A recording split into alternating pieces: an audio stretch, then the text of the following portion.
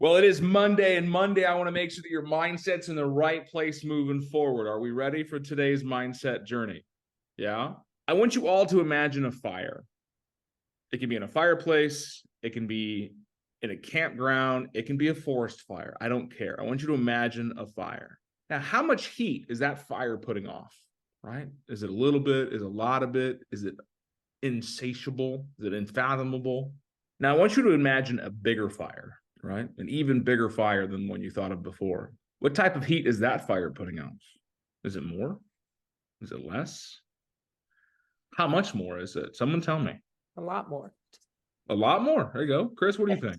I'm just saying, yeah, it's double the heat. Double the heat. All right. Now let's take it one step further. I want you to think about that bigger fire in your mind, and can it get bigger? I got some head shakes. I got some people. Yes. I don't know. I thought of a pretty big fire to start with, but can it get bigger? Can there be more heat? With the right amount of fuel, it can always get bigger. There you go. That's a great sentence there, Mikey. The right amount of fuel can always get bigger. Now, I want you guys to imagine this. If you're driving, don't close your eyes. But if you're sitting at a table, you're more than welcome to do this. I want you to take that fire, and I want to replace that fire with your desire for success. Are we seeing some pretty cool things in our mind? Are we seeing some things that'll change the scope of our outcomes forever? It's very easy for us to understand fire. Born into our understanding of life as tribesmen, fire bad, fire burn, no touch fire, fire scare, bad fire. However, fire is used to do some pretty incredible things. Without fire, we wouldn't have life because we would all died in the Ice Age. Without fire, we wouldn't have energy because the very first engines that were ever created were steam engines. And how did steam engines work? They worked off fire. Without fire, we wouldn't have metal. Without metal, you wouldn't have cars. Without fire, you wouldn't have a lot of things. But goes to say the same with fire is desire. Not only do they rhyme, which is convenient, but they're the truth. Without desire, do you have anything? Without desire, do you have life? Without desire, do you have power? Without desire, do you have energy? No. The stronger your desire, the bigger your goal, right? The stronger your desire, the probability of you reaching it also increases. There's a lot of forest fires in the world. We just went through a tragic one in Hawaii, and we just recently had a California one too. There's a lot of things going on, and people are afraid of the power and destruction of fire. What do firefighters really do when it comes to woodland fires, like big raging fires? Do they put out the fire or do they starve it? They manage it. But Mikey? They manage it. They manage it. Okay. What else? Make fire breaks so it can't pass. So what they do, firefighters, we all love firefighters. They put out fires. But what they really do in woodland fires is they kill the ability for the fire to grow.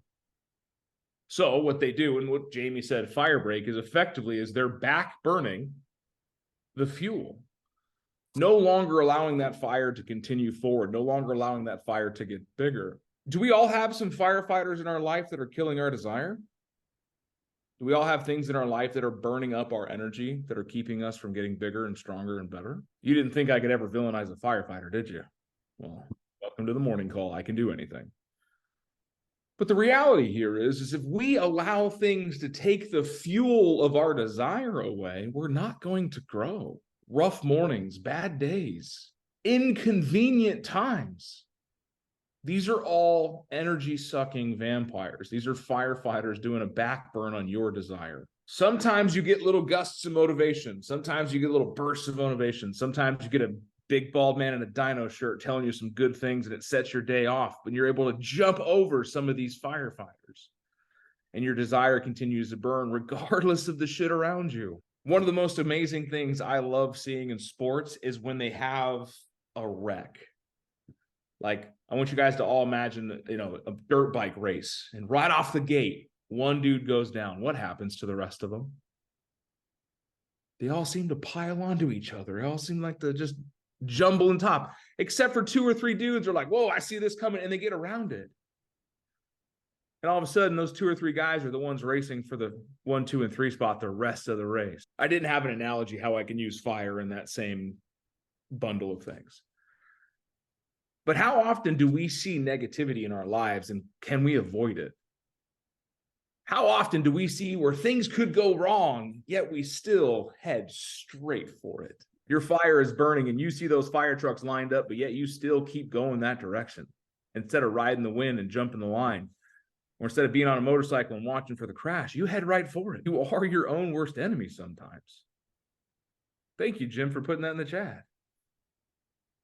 But when it comes to your success, believe it or not, you can see the things that are going to derail you before they derail you. You can feel the things that are going to take your energy far before it ever happens. And you can skill base yourself to a point that even if you have those breaks in your fuel and those crashes in front of you, you will be able to overcome them quickly. I was watching a YouTube video a couple weeks ago, and it was the end of a marathon race, and the guy that was in first place got cocky, tripped and fell, maybe 10 feet from the finish line. Until you're there, you're not there. Don't give up until you're there. How many times have we given up on the gas? How many times have we not burned our fire bright enough? And we thought we'd coast into the sail and it was over. This morning, I want you to realize that your fire, you all started off with one little bit of fire in your mind, and I made you grow it twice just by asking you to think more. Think bigger. Do more. Do bigger. Your desires are not capped. Your energy levels are not limited. You just have to stop thinking about the nonsense, the crashes in your life, and get past them. If your desires aren't burning hot enough today, change it. Find some fuel. If it's a morning motivation like this, or if it's a podcast, or if it's a book, or if it's calling somebody that's going to challenge your mindset, find your fuel. Sometimes it's looking in the mirror and telling yourself to stop being little. You all want a psychological thing you can do with your physiology is go stand in the bathroom with your arms out like a giant grizzly bear and just stand there and be as big as possible for 2 minutes. You will feel ridiculous, but you will walk out of that bathroom feeling big, feeling empowered. Your fire will burn hotter. If you don't believe me, try it. And then tomorrow you get to tell me it worked. Guys, I'm excited to see how hot your fires can burn. I'm excited to see the desire, and I'm excited you not to get caught in the crash. There's a lot happening in the market, a lot of stuff happening all over the world, and we can see how it's going to affect real estate. Avoid it. Avoid the negativity. Go out and find the people that must transact. Your fire will bring people to you. And don't think fire bad. Don't touch fire. Be fire. Be the beacon. That's all I got for you this morning. Dan, I'd share that article with you about Steve Jobs, who said successful people, one thing sets them apart. They ask for help. And their example was when he was like, and he wanted to build something, he literally picked up the phone and called the owner of HP and asked him for spare parts. And the guy was like, wow, this kid has a nerve. And of course, he gave him the parts and he gave him a job. Yeah, I don't even know what I was listening to yesterday. It was something that came up and you just reminded me of it. I definitely didn't write it down in my notes for the weekend, but they say to be successful, have a team. If you want to go fast, go alone. If you want to go far, go together. I can run real fast for like 15 feet, maybe 25. It's just me. But if I've got 20 people around me saying, all right, Dan, we're going to run a mile. We're all going to run a mile. We're all going to make it. We're all going to go there. Am I going to give up? I'm going to tell you 15, 20 times I want to give up. My legs are burning. My lungs are burning. My side hurts. 37 years of bad decisions are just boiling up inside of me. But you want to know something? I guarantee I'll finish because I won't let people down around me. I may be able to be the fastest guy for 6 footsteps, but after that, it's the merit and the motivation of the team that sets my fire ablaze. There are other people counting on you. There are other people relying on you. You are relying on other people. So if you want to go fast, go alone. If you want to go far, go together. But how we start our weeks, how we start our mornings, how we start our months, how we start our years, all don't matter. It's how we react to when things get in the way, when the firefighters show up. How quickly can you reignite your flame? How fast can you get your motorcycle up and get back in the race? You can sit there on the sideline and say, oh, poor is me. Whoa, my life sucks. All this is going against me. I lost this deal. I lost this client. I lost this buyer. I lost this listing. And it doesn't mean anything. Get back up and find another one. Without a fire burning desire, success can't happen. Without you being willing to get up and go and do some incredible things, nobody can say that you did incredible things. There may be some here, but what you're saying reminds me of hearing a Army Ranger talk one time about how they're trained to run toward danger. And it's just trained, right? That we have to train ourselves to run toward danger and face it. I thought that was kind of interesting. It's not a natural thing. I think, I don't even know what the metric is. It's like less than 2% of people have a natural inclination to run towards danger. Most of us run towards safety. That's kind of a thing. But sometimes our clients, aren't they scary? Aren't situations tough? Isn't it difficult sometimes to get out of your own head? Has anyone ever sat there and stared at their phone and been like, I really need to call that person, but I don't know what to say? Or they don't need to hear from me. Or, man, I fucking hate lead gen. Everybody. If you didn't say yes to one of those things, you're lying to yourself.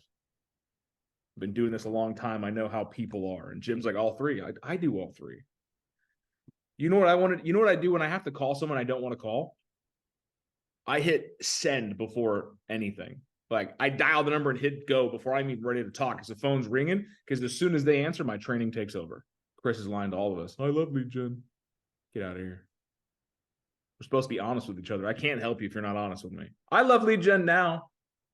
I love talking to people. I love finding business. I love creating more fire. Now, trust me, it's not an easy thing. Some of my strongest life experiences, some of the best things that ever happened to me in my world are on the tail of some pretty tragic events. I got into real estate because I lost my job at Raytheon. Raytheon said, hey, we're going to sub out your entire department to China. You don't have a job anymore. I'm like, oh, okay. When does that happen? They're like 3 days ago. Oh, okay. They gave me less than a day to find a new department within Raytheon to move to. And as a 22-year-old engineering student, they're like, no, thanks. I called my mom. My mom's like, it's okay. You'll find another job. I called my dad. My dad said, that sucks. I called my buddy John at the time, and John goes, come work with me. Let's sell some houses. Okay. And 9 days later, I was in real estate school, and 9 days after that, I was taking my state test. And for 9 years after that, I didn't know what I was doing. I just figured it out. But here's the beautiful thing. Now I'm in an environment surrounded by people who have done that same struggle, that have done that same journey. And they're sharing the experience. We are all our own burning flames, and we're showing each other where to go for the fuel. Go that way. The firefighters can't make it up that way. But the thing is now that we're in an environment together, right now we have people on this call that are in multiple different states, right? We got California, Colorado, Tucson. Tucson's own state, by the way. State of happiness. We can share ideas. We can get more fire burning. If you're struggling and you're finding that you're hitting these walls or you're caught in the crash, that's where you need to put your hand up and say, hey, I need some help. Like Mara said, the successful people ask for help. If you're going real fast, you're going by yourself, then all of a sudden you look around, there's no one there with you. The fire piddles out quickly. So bring some other fast running people with you. Call Eric Romero and say, hey, let's go for a jog, bud. There is a lot of growth to be had today. It's not something that needs to be months, weeks, years into the forever. It's just a simple decision. Open to have a lighter because I was going to show you how fast does a fire come up? How fast is a lighter light? Does it take time? No. All it takes is something sometimes you got to do 2 or 3. You might say ignite it. Ignite it. There's a reason we have a course called Ignite. And it might be starting September 5th at the Market Center on River. Just saying. Guys, thank you for letting me rant with you. I really do enjoy these mornings. I really hope you get some value out of it. I want you to put something into work. If you find yourself getting in a situation where you're stuck or you don't feel like you can move through, that's where you find people around you, find your tribe. We're part of your tribe. We can be your extended tribe. Like Mikey and I talk all the time about his business, his life. He asks me how's going on things. It's very double-sided. And we are family. I walk into people's offices all the time just to start conversations with them and get them talking. Go into your office space. Go into your local areas and talk to people, get to know people. If you don't have that environment at your office, build one. Right here, we know each other, but it's also a built-in tribe. Communicate, join, connect, have an open environment where you can talk about where you finding your fuel. Hey, what book are you reading? What podcast are you listening to? What article did you read? I freaking love Mara because she's always sending me some great stuff that I would never come across. And it's fantastic things. I'm extremely thankful for our partnership, Mara, because for the last 3.5, almost 4 years, you've added so much value to not only my life, but everyone else on the call too. Oh, thank you. And she doesn't. So guys, this is a community. It's not a monologue. I am not your professor. I'm not standing in front of a giant auditorium with a whiteboard and marker. You don't want that anyways. I would bore the doors off of you. What this is a community of growth. The scripts and mindset, what we talk about, that's where the scripts and tricks come in. We talk about scripting with conversational based objection handling. But the biggest thing is the trick, right? What is the trick, the goal, the resource that you need to get past this hurdle, get out of the crash? And Monday is the start of your week. Actually, it should have been yesterday when you were planning your week, but that's a coaching conversation. We'll talk about that later. But I want you to imagine your fire burning hot today. And if you're having a down spell, you're feeling like things aren't going your way, just imagine your fire burning hotter and hotter and hotter. And then ask yourself the very important question: where do I find my fuel? What fuel am I burning up today? Do not settle for mediocrity. Do not be average. Do not be okay with just okay. Surrounded by greatness, there is only one choice: to be great. And if you have lost your fire, you've lost your motivation, or you've lost the things that drove you to be great, it is okay to reach out for help. Hey, I need some help. Can you help me ignite my fire? Can you help me find some better fuel?